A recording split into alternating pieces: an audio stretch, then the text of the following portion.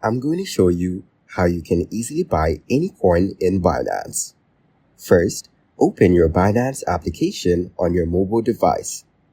Then tap on Markets at the bottom of the screen to explore the available coins. Here, tap on Markets again to view the different trading pairs and check the market prices. Now tap on Wallets to access your wallet options. Then tap on Buy to start the purchasing process. In this section, you will find different users who are selling coins. You can also select any coin like BTC from the list to see the available offers. Now tap on Buy next to the seller you want to transact with. Enter the amount of the coin you wish to buy.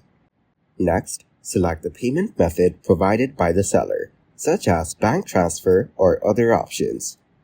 Then tap on Place Order to submit your purchase.